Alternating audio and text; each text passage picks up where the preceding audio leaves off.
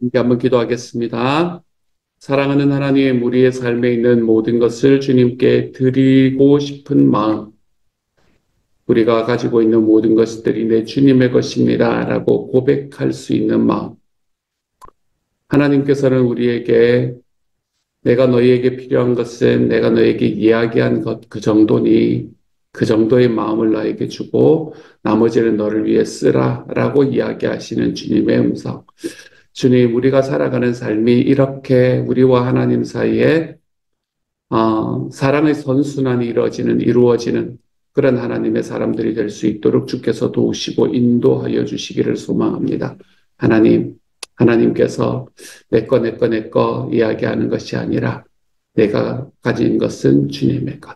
하지만 주님께서 우리에게 쓰라고 맡겨주시는 것. 주님, 우리가 살아가는 삶의 모든 물질들이 이러한 마음으로 세워질 수 있도록 도와주시고, 그래서 우리 주님 앞에서 정말 나는 주님을 사랑하고 주님도 나를 사랑하는 이 두 개의 사랑이 함께 만나서 만들어지는 그 모든 물질들을 내가 기쁨으로 사용할 수 있는 하나님의 사람들이 되게 하여 주옵소서. 모든 말씀 예수님 이름으로 기도합니다. 아멘. 하나님이 우리에게 주시는 말씀 제가 웬만하면 다 읽는데 오늘 거는 정말로 다 읽기가 쉽지가 않을 것 같습니다. 그래서 민수기 7장 10절과 11절의 말씀을 읽고요. 그리고 난 다음에 84절부터 시작을 해서 89절까지의 말씀을 읽도록 하겠습니다. 10절부터 10절부터 11절까지의 말씀을 먼저 읽도록 하겠습니다. 함께 읽습니다. 시작. 제단에 기름을 바르던 날에 지휘관들이 제단의 봉헌을 위하여 헌물을 가져다가 그 헌물을 제단 앞에 드리니라. 여호와께서 모세에게 이르시기를 지휘관들은 하루 한 사람씩 제단의 봉헌물을 드릴지니라 하였더라. 아멘. 이렇게 읽고요. 그리고 84절부터 89절까지 읽습니다. 시작. 이는 곧 제단에 기름 바르던 날에 이스라엘 지휘관들이 드린 바 제단의 봉헌물이라. 은쟁반이 12이요 은바리가 12이요 금그릇이 12이니 은쟁반은 각각 130세겔 무게요 은바리는 각각 70세겔 무게라. 성소의 세겔로 모든 기구의 은이 모두 2400세겔이요 또 향을 채운 금그릇이 12이니 성소의 세겔로 각각 10세겔 무게라. 그 그릇의 금이 모두 120세겔이요 또 번제물로 숫송아지가 12마리요 숫양이 12마리요 1년 된 어리 숫양이 12마리요 그 소제물이며 그 속죄제물로 순염소가 12마리이며 화목제물로 숫소가 24마리요 숫양이 60마리요 수렴소가 60마리요 1년 된 어린 숫양이 60마리라. 이는 제단에 기름 바른 후에 드린 바 제단의 봉헌물이었더라. 모세가 회막에 들어가서 여호와께 말하려 할 때에 증거궤 위 속죄소 위에 두 그룹 사이에서 자기에게 말씀하시는 목소리를 들었으니 여호와께서 그에게 말씀하심이었더라. 아멘. 이렇게만 읽도록 합시다.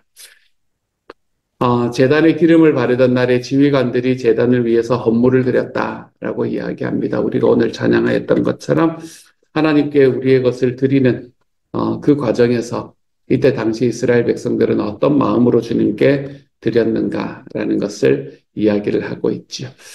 먼저 첫 번째로 각각 개인적으로 드리는, 그러니까 각 지파로 드리는 봉헌물들에 대한 이야기들을 쭉 하고 있습니다. 그런데 그 봉헌물들은 나중에 중간에 있는 내용들을 보시면 되겠지만 그 내용들은 모든 지파가 다 똑같이 드렸다라는 것을 그 내용을 보면서 알 수 있게 될 겁니다. 보면 13절 보면은 나오는 건데요. 그의 헌물은 성소의 세겔로 130세겔 무게의 은반 하나와 70세겔 무게의 은발이 하나라. 이 두 그릇에는 소재물로 기름 섞은 고운 가루를 채웠고 또 10세겔 무게의 금그릇 하나라. 그것에는 향을 채웠고 또 번제물로 숫송아지 한 마리와 수양 한 마리와 1년 된 어린 수양 한 마리며 속죄제물로 수렴소 한 마리이며 화목제물로 소 두 마리와 수량 5마리와 수렴소 5마리와 1년 된 어리수량 5마리라. 이는 암미나답의 아들 나손의 건물이었더라. 요게 이제 계속 반복되거든요. 사람이 이름만 바뀌면서 계속해서 반복된다는 말입니다. 그러니까 그때 당시에 보면 왜 뭐 좀 힘 있는 그것도 있었을 거고 조금 더 많이 가지고 나온 사람들도 있었을 거고 좀 적게 가지고 나온 사람들도 있었을 거고 이제 이렇게 사람들이 다양했음에도 불구하고 하나님께서 백성들에게 이야기한 것은 각 지파별로 동일하게 나에게 가져오라고 이야기하는 말씀을 우리가 볼 수 있게 되겠네요. 하나님께 헌물을 드린다라는 것은 절대로 힘에 지나게 하는 게 아닙니다, 여러분. 힘이 진하게 그렇게 하나님 앞에 헌물을 드리는 것이 아니라 하나님께서 내 마음속에 주신 나의 기쁨대로 주님 앞에 헌물을 하고 헌금을 하는 것이다 생각을 하시면 돼요. 내가 하나님 앞에 헌금을 하고 내가 주님께 연보를 하고 났더니 하나님께서 내 삶을 더 크게 채우셨다. 이러한 경험이 우리의 삶에 존재할 때 우리는 우리의 마음에 있는 그 믿음의 고백을 가지고 우리가 하나님 앞에 더 많은 헌금을 할 수 있게 되는 것을 우리가 볼 수 있게 되거든요. 그렇기 때문에 처음부터 시작을 해서 너무 많은 것으로 이야기하는 것이 아니라 하나님께서는 백성들이 할 수 있을 만큼 그거를 딱 잡으셔가지고 모든 그 지파들이 동일하게 해라. 왜냐하면 또 서로 다르게 하면 그거잖아요. 그렇죠? 또 많이 한 데는 많이 했네. 적게 한 데는 왜 적게 했네. 뭐 이런 이야기들이 나오는 그런 상황들이 생길 수 있기 때문에 동일한 이 헌물들을 동일하게 백성의 지파들 한 사람 한 사람의 지파들에게 동일하게 이야기하고 있는 것을 우리에게 보여주고 있습니다. 옳은 말씀이 오늘의 말씀입니다. 우리가 살아가는 삶도 마찬가지입니다. 우리가 하나님 앞에 드리는 헌물도 마찬가지지요. 여러분 절대로 안 되는데 잘 안 되는데 누군가 얼굴 때문에 막 하는 누군가 보기 때문에 막 하는 우리가 그런 헌금으로 하나님 앞에 나아가지 않았으면 좋겠습니다. 누군가 보기 때문에 하는 것이 아니라 예전에 저희 어머니 생각해보면 비교도 하시고 그렇게 하셨었거든요. 어떻게 하셨는지 참 지금 생각하면 참 놀라울 따름입니다. 그 정보력이 놀라울 따름입니다. 저 옆에 있는 내 마음에 안 드는 집사님의 헌금 액수를 어떻게 그렇게 아셨는지 그것보다는 더 해야 된다 막 이러면서 헌금을 하셨다 그런 기억이 나는데 하나님께서 그 마음을 받으셨다는 마음은 있습니다. 그렇기 때문에 왜냐하면 정말 주님께 더 드리고 싶은 순수한 마음이 있었거든요. 그래서 하나님께서 그걸로 물질의 복을 생전에는 물질의 복을 주셨습니다. 어머니한테 참 편하게 누리며 사실 수 있을 만큼의 물론 어머니가 열심히 일해서 본 것이긴 하지만 그럴 수 있는 물질의 복을 주시기는 하셨었지만 헌금은 그렇게 하는 게 아니다. 성경은 아무리 봐도 우리에게 그것을 이야기합니다. 성경에서는 내가 하나님 앞에 나의 물질의 일부를 드리고 그리고 그 물질의 일부를 가지고 드린 나머지의 물질을 가지고 살아갔더니 내 삶이 하나님 앞에 정말 더 풍성해졌다. 오케이. 내가 이렇게 풍성해진 걸 보니까 하나님께서 복을 주시는 게 맞구나. 그러면 조금 더 해보고 조금 더 해보고 하는 이런 과정을 우리가 걸어가게 되는 게 우리의 헌금의 삶이다라고 생각이 됩니다. 예전에 릭 워렌 목사님 이야기를 들은 적이 있습니다. 릭 워렌 목사님이 처음에 이제 목회를 시작을 할 때 교회가 그렇게 크지 않을 때에 거기에서 하나님 2년 차 되던 해였나 3년 차 되던 해였나 그때에 하나님 앞에 기도하면서 헌신을 했다고 합니다. 하나님 제가 하나님 앞에 헌금을 드리는데 지금은 제가 11조를 드리지만 내가 하나님 앞에 그때도 목사님이셨으니까 11조를 드리지만 내가 하나님 앞에 1년에 1%씩 더 드리는 그런 헌금 그거를 하겠습니다. 그러니 저 굶기지 마세요. 이런 이야기를 하고 이제 시작을 했다고 합니다. 그렇게 해서 1년에 1%씩 이렇게 늘려가는 그런 과정을 걸어가는데 그래서 마지막에 이제 나중에 가니까 겁이 나더라는 거예요. 그래서 나중에는 상한선을 정했답니다. 그래서 그분이 마지막에 자기 인생에 물론 나중에는 이제 인쇄 막 이런 게 있었기 때문에 교회에서 돈을 받지 않고 이제 사역을 하기도 하셨었지만 어쨌든 마지막에 35% 자기가 가는 게 3분의 1을 내가 하나님께 드립니다. 라는 그런 이야기까지 갈 수 있었던 삶에 대해서 이야기를 하는데 그게 막 자랑이 되는 삶이 아니라 근데 그렇게 하나님 앞에 드리고도 예전보다 더 풍성해졌다. 실제로 더 풍성해졌다는 거예요. 쓸 수 있는 돈이 더 많아졌다는 거예요. 그래서 내가 쓸 수 있는 돈이 더 많아지는 과정 속에서 하나님께 더 많이 드리는 그래서 우리가 주님께 더 자유롭게 드리고도 더 풍성해진다라는 의미가 저는 제가 기도할 때 늘 이야기하는 의미가 바로 이런 의미가 되는 거예요. 그래서 내가 주님 앞에 더 드리고도 더 풍성해지는 삶. 내 하나님 앞에 드린다라는 것은 내가 심을 심는 거다라고 생각을 하시면 되거든요. 이걸 심는 시기 때문에 반드시 자라나게 되어 있습니다. 반드시 열매를 맺게 되어 있습니다. 그렇기 때문에 이 열매 맺는 것을 우리가 누릴 수 있는 하나님의 사람. 이 열매가 더 30배, 60배, 100배라고 성경은 이야기를 합니다. 내가 지금 하나님 앞에 드리는데 30배의 열매를 맺었었는데 내가 주님께 되네 30배를 맺었는데 오케이. 내가 하나님 앞에 좀 더 했더니 60배예요. 그러면 내가 쓸 수 있는 게 훨씬 많아지잖아요. 그치? 그렇게 하나님께서 우리의 삶을 복 주시게 된다라는 것을 우리 주님은 말씀을 통해서 이 헌금에 대한 이야기를 우리에게 하시는 주님의 이 원칙인 것 같아요. 그러니까 내가 하나님 앞에 헌금을 할 때는 할 수 있는 만큼 내 주님께 할 수 있는 만큼 내가 주님께 드리고 그리고 하나님의 것을 내가 구하지 않기 위해서 내 것으로 취하지 않기 위해서 힘써서 내가 주님께 노력해보는 삶. 우리가 그러한 삶으로 걸어가는 게 중요합니다. 그래서 내 하나님 앞에서 이 헌금에 대한 복도 우리 하나님 앞에서 헌금을 드림으로 인한 복도 우리 하나님 앞에서 좀 받으며 살아가 볼 수 있는 하나님의 사람이 되었으면 정말로 좋겠습니다. 제가 지난번 컨퍼런스에 참석했을 때 제가 그때도 한번 말씀드렸죠. 그렇죠? 제가 그때 코칭이라는 걸 하고 있었었는데 코칭을 하는 이 과정에서 뭐 이런저런 이야기를 하다가 이제 뭐 이야기를 하면 그걸 하고 이렇게 이제 그때 남인철 목사님이 전체 코칭 하시는 분이셨는데 그래서 이제 거기에 대해서는 어떻게 이제 하면 될 건가 이런 거 이제 코치해주고 하는 이제 이런 프로그램 이런 그거였는데 그때 이제 제가 했던 이야기 중에 하나가 그거였죠. 제가 헌금에 대한 설교는 안 합니다. 이렇게 이야기를 드렸어요. 헌금에 대한 설교는 교회에서 잘 안 합니다.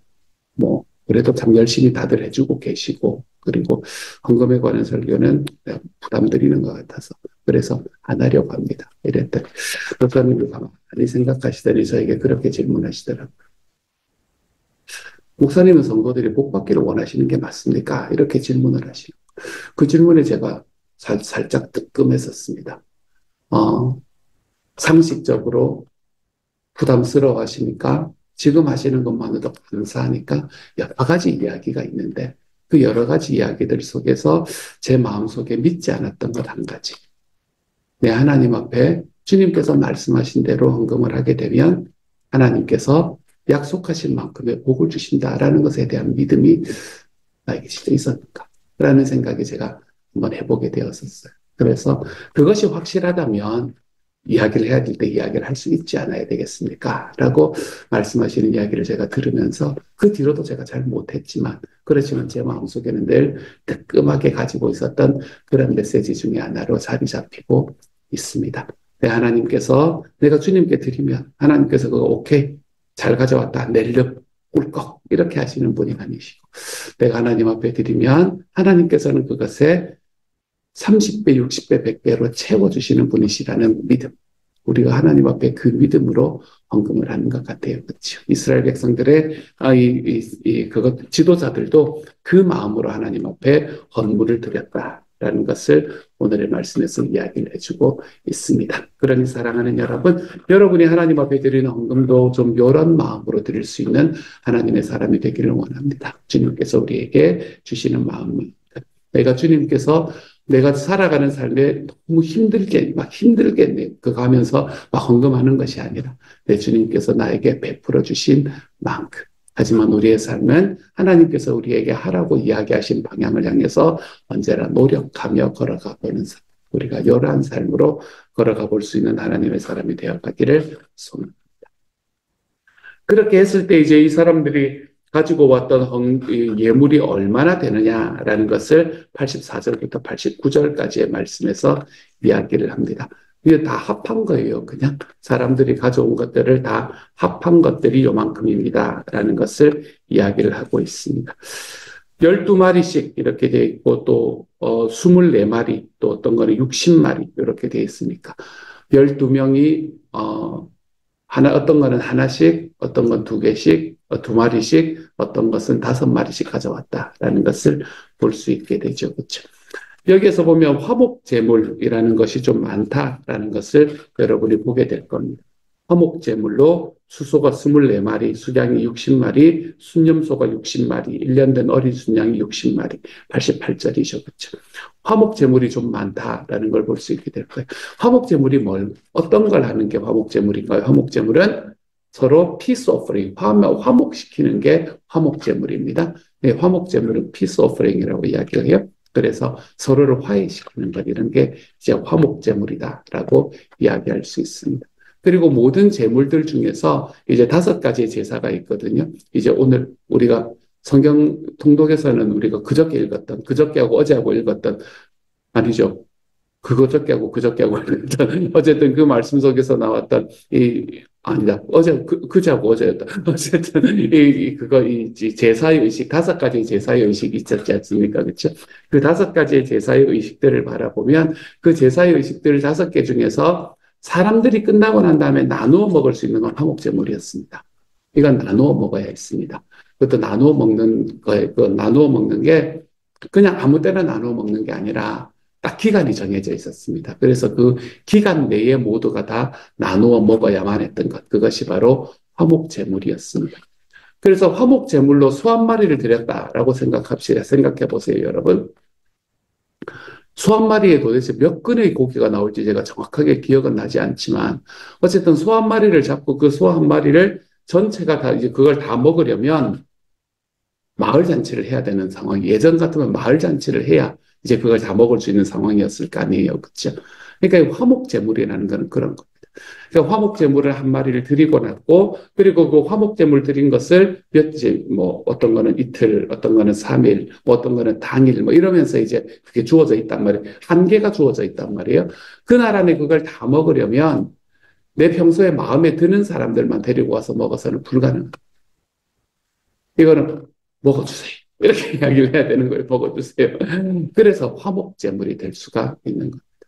그 화목제물 하나님 앞에 드림으로 인해서 물론 하나님과의 관계도 화목되는 거긴 하지만 백성들과 백성들과의 사이에서도 서로 화목하게 되는 일이 그렇게 일어날 수 있게 되는 겁니다. 그래서 하나님께서 오늘의 말씀에서 이야기해 주시는 이 메시지 속에서 화목제물이 많다라는 이야기는 이들이 화목제물을 드리고 난 다음에 서로 함께 먹었을 그런 고기들이었기 때문에 화목제물을 좀 더 많이 주어져 있다라는 것을 여러분이 보시면 되겠네요. 이렇게 되고 난 다음에 89절에 이제 마지막 말씀에 보면 뭐라고 되어 있냐면 모세가 회막에 들어가서 여호와께 말하려 할 때에 증거궤 위 속죄소 위의 두 그룹 사이에서 자기에게 말씀하시는 목소리를 들었으니 여호와께서 그에게 말씀하심이었더라. 여기에 보면 증거궤 위 속죄소 위의 두 그룹 사이.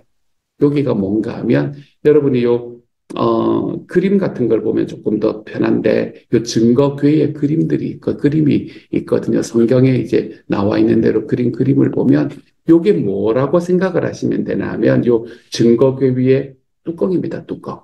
증거궤 뚜껑입니다. 요게 의자입니다. 의자 모양이에요. 보시면 그 옆에 이제 천사의 그게 있고 하면 의자 손잡이 옆에 있는 딱 의자 모양이에요. 그래서 요게 뭔가 하면 하나님이 앉는 자리다라는 의미입니다. 하나님이 여기에 앉으신다. 그리고 하나님께서 실제로 그 그룹 사이에서 말씀하셨다라고 이야기를 하는 겁니다. 그러니까 진짜 하나님이 이제 와가지고 앉으시는 건 아니지만 백성들의 마음에는 하나님이 여기에 앉아 계신다라는 그런 마음으로 이제 요 속죄소 위에 두 그룹, 그러니까 증거궤의 뚜껑을 이제 그런 식으로 만든 겁니다. 그래서 하나님이 이제 앉으시는 의자로 만든 것이 요 뚜껑이 되는데 그때 당시에는 그러므로 하나님께서는 여기에만 임하시는 분이셨죠.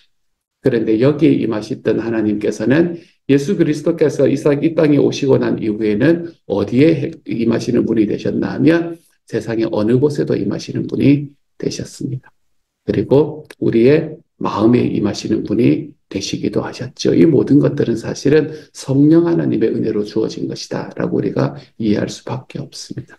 이 성령 하나님이 우리에게 주어지지 않으면 우리는 하나님의 DNA를 가질 수 없기 때문에 우리 안에 예수님이 머무신다, 하나님이 머무신다라는 건 불가능한 이야기입니다. 그때 당시에는 이 증거궤 위, 속죄소 위에 두 그룹 사이, 하나님이 앉는 하나님의 지정석, 거기에만 임할 수 있다라고 생각을 했기 때문에 그렇지. 그렇기 때문에 우리가 하나님께서 우리에게 임하시는 지금의 지성소가 어디인가? 하나님께서 임하시는 지금의 증거궤가 어디인가? 지금의 증거궤는 하나님께서 만드신 모든 피조물일 뿐만 아니라 저와 여러분이 살아가고 있는 과정에 우리의 마음과 내 삶에 임하시는 분이 바로 우리 하나님이시다. 여러분, 우리가 오늘 하루 살아가면서 그러므로 내가 주님과 함께 동행한다라는 걸 좀 실제로 한번 생각해보고 살아가보는 하루가 되었으면 좋겠어요. 내가 진짜 주님과 동행하고 있는가? 그냥 추상적인 의미로 주님이 나와 함께 계시지 이것 말고요.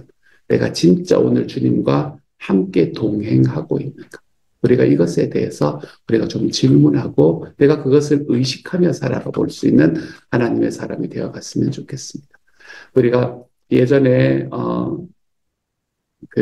안녕하십니까 성령님이라는 책을 쓰신 분이 계십니다. 성함이 갑자기 기억이 안 나는데 어쨌든 안녕하세요 성령님이라는 책을 쓰신 분이 계시는데 좀 예전에 쓰셨던 분이신데요. 이분이 이제 하셨던 이야기를 보면서 어떤 이야기를 하시냐면 자기는 성령님이 자기와 함께 동행한다라는 걸 실제로 느끼고 살아가기 위해서 혼자 자동차를 타도 반드시 옆자리에 그 조수석에 안전벨트 해드리고 이러면서 살아간다는 거예요. 그리고 난 다음에 차 문을 열고 나올 때도 성령이 같이 나가서 같이 가시죠. 이러면서 이제 가지고 실제로 그렇게 살아간다. 이런 이야기를 하면서 참 많이 코웃음을 쳤던 적이 있습니다. 뭐 이렇게 사요. 그러면서 손을 이렇게 붙잡고 걸어간다는 둥, 이렇게 혼자 걸어도 이렇게 걷는다는 둥, 이런 이야기를 썼던 분이 계십니다. 그런 생각을 했었었는데, 내가 하나님의 이렇게 임재하심을 경험할 수 있는 정말 좋은 방법이긴 하겠다라는 생각을 하기는 했었어요.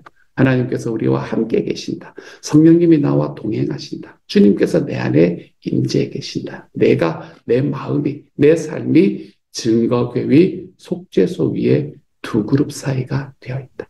그래서 주님은 여기에 앉아 계신다.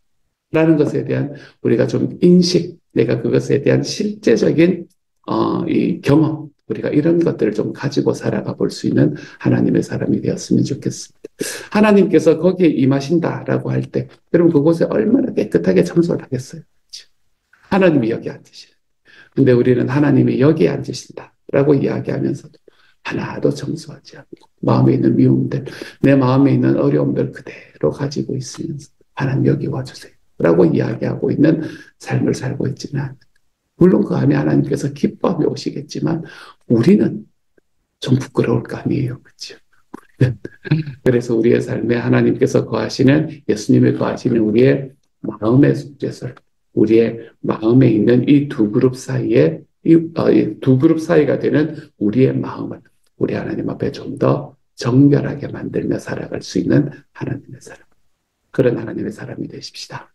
오늘 하루 우리의 마음에 미움 한 스푼 덜할 수 있는 하루가 되었으면 좋겠고요. 우리의 마음에 사랑 한 스푼 더할 수 있는 하루가 되기를 바랍니다. 우리의 삶에 용납 한 스푼, 이런 것들이 좀 채워질 수 있는 하루가 되고, 우리가 그렇게 살아가서 하나님께서 우리 안에 거하시고 싶은 마음으로 만들어 드릴 수 있는, 노력해 볼 수 있는 그런 하루가 되어갈 수 있기를 우리 주님의 이름으로 축복합니다. 같이 한번 기도하도록 하죠. 사랑하는 하나님, 하나님께서 우리에게 말씀하시는 헌금의 원칙대로 잘 지키고, 하나님, 내가 헌금의 원칙을 지켜냈더니 하나님께서 나에게 더 큰 복을 허락하여 주셨습니다. 주님, 우리에게 이런 간증들이 좀 많이 드러나게 하여 주십시오. 내가 살아가는 삶 속에 있는 돈을 아끼고 또 이것저것 잘 투자를 하고 했더니 내가 부자가 되었습니다. 주님, 이런 이야기야. 유튜브 가면 얼마나 많은 이야기입니까, 주님? 우리가 이런 이야기가 아니라 내 하나님께서 나에게 말씀하신 대로 내가 주님 앞에 헌금하며 살았더니 하나님이 내 삶을 더 풍성하게 만들어 주셨습니다. 주님, 이러한 고백들이 우리들 안에서 놀랍게 넘쳐나는 하나님, 세상과는 다른 공동체가 될 수 있도록 주님이여 도와주옵소서. 오늘 하루 살아가면서 우리의 마음이 하나님이여, 하나님께서 오늘 말씀에서 이야기하시는 주님이 좌정하시는 곳이 되게 하여 주십시오. 하나님, 증거궤위, 속죄소 옆 이 그룹 사이, 하나님 정말 그런 마음이 될 수 있게 하여 주시고, 주님이 앉아 계시는 이 마음, 우리가 좀 더 정결하게 만들어 드리려 노력해 볼 수 있는 하루가 되게 하여 주시며, 거기에 미움 한 스푼 빠져나오고, 사랑과 용납이 한 스푼씩 들어가 볼 수 있는, 하나님, 인내가 한 스푼이 들어가 볼 수 있는, 하나님, 그런 오늘 하루를 살도록 주님께서 도와주옵소서. 모든 말씀, 우리 주님 예수님 이름으로 기도합니다. 아멘.